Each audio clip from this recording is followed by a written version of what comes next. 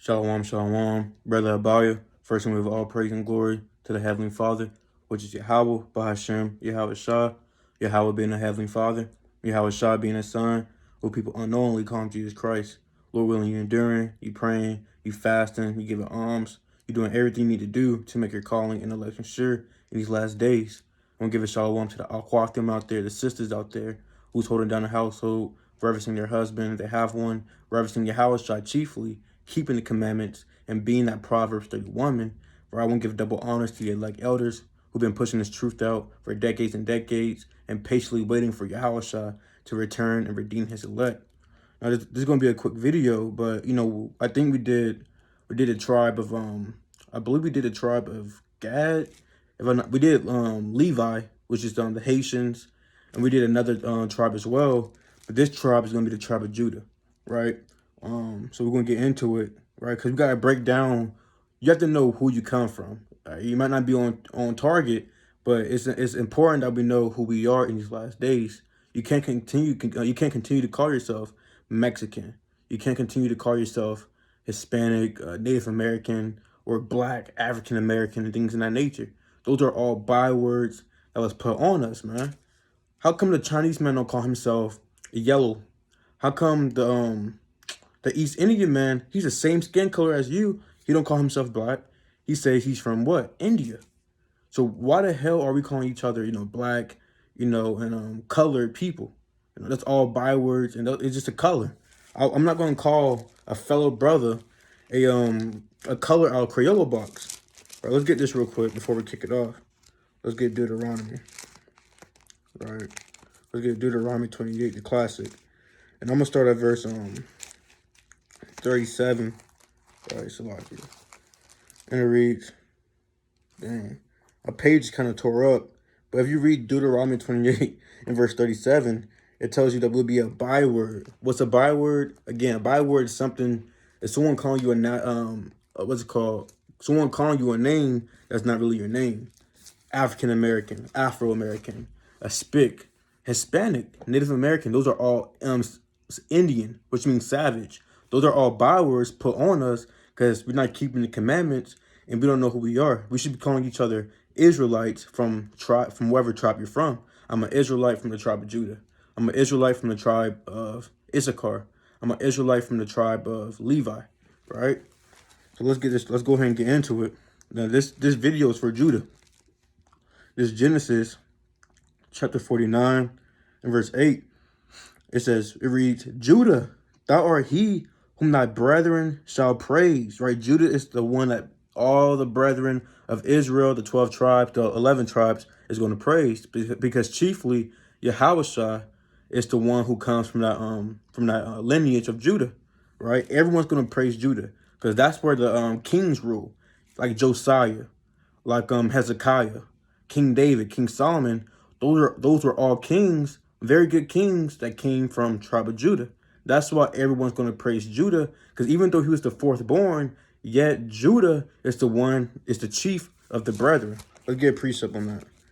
Let's get First Chronicles. And Salaki for holding my phone, right? Let's get First Chronicles real quick, chapter 5.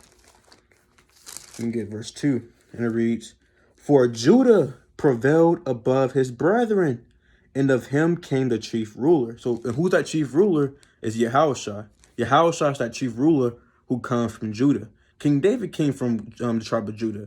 King Solomon, right? King Hezekiah, King Josiah, very chief kings, they all came from Judah. That's why the brethren, the rest of the 11 tribes, is going to praise Judah, right? Because the Lord chose Judah. Again, even though he's the fourth son, Reuben was the first, but Joseph got the birthright. But Judah, he's the one that everyone is going to praise, right?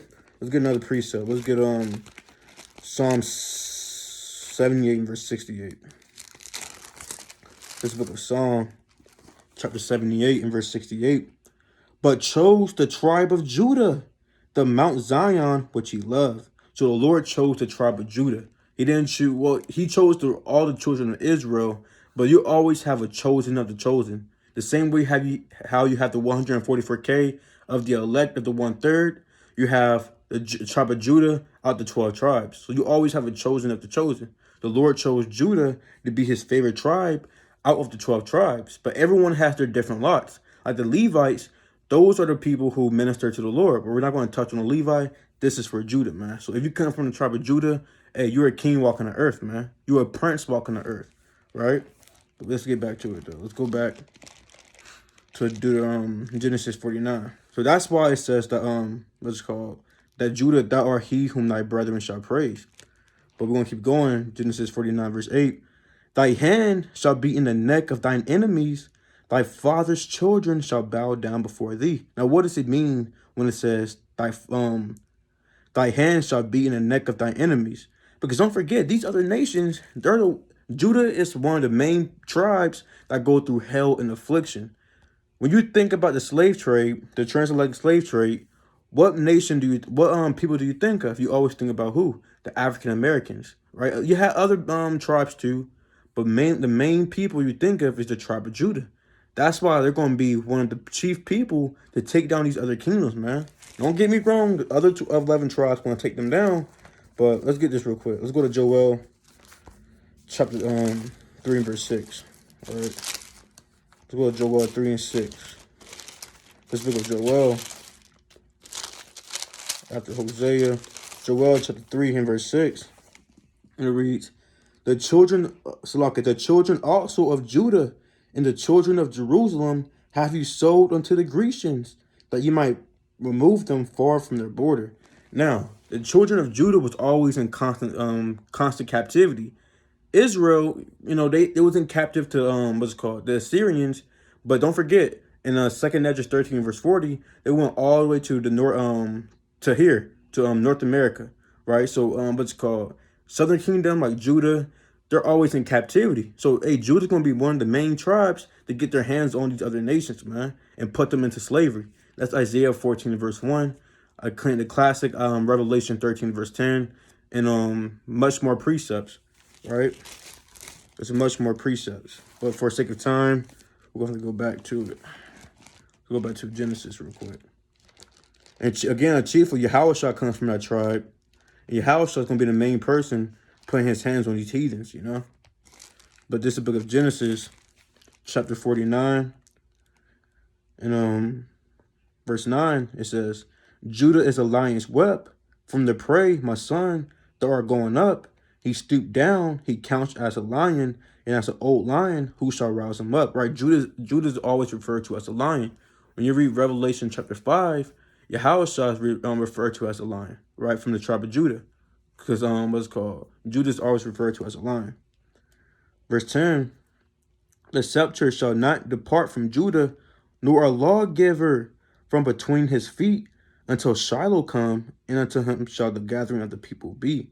Right, that scepter shall not depart from Judah, meaning the kingdomship of Judah. Because again, chiefly Yahushua, he's the ruler. He's Shiloh that comes from the tribe of Judah. He's going to be the ultimate ruler. But you have, again, certain kings from the tribe of Judah, Hezekiah, King Solomon, King Josiah, King David. They came from Judah. Let's get this real quick. Let's get 2 Samuel chapter 2. Right, Salakia. I didn't have that many notes written down, so we're just going through the spirit. 2 Samuel chapter 2, and I'll start at verse 4, and it reads, and the men of Judah came, and there they anointed David king over the house of Judah. And they told David, saying that the men of Jabesh Gilead were they that buried Saul. So Judah's always going to have that scepter, the rulership, the kingdomship. That's why when you read First and Second Kings, First and Second Chronicles, you always had Northern Kingdom trying to buck up. Even when you read 2 Samuel, Northern Kingdom will always buck up, but the Lord won't be dealing with the Northern Kingdom how he would deal with the Southern Kingdom, especially Judah. Jeroboam, he was for if I'm not mistaken, he was for the Northern Kingdom. He was evil. When you read all the kings of the Northern Kingdom, they were evil, man. Very evil, because the Lord wasn't dealing with that. He's dealing with Judah as the king, as the rulership. That's why you have more good kings than in the Southern Kingdom in Judah than you have in the Northern Kingdom, because the kingdomship is chiefly to Judah, right? And Yahushua is not Shiloh. Let's go back to Genesis 49 real quick. I'm gonna read it. Genesis 49 and verse 10 again.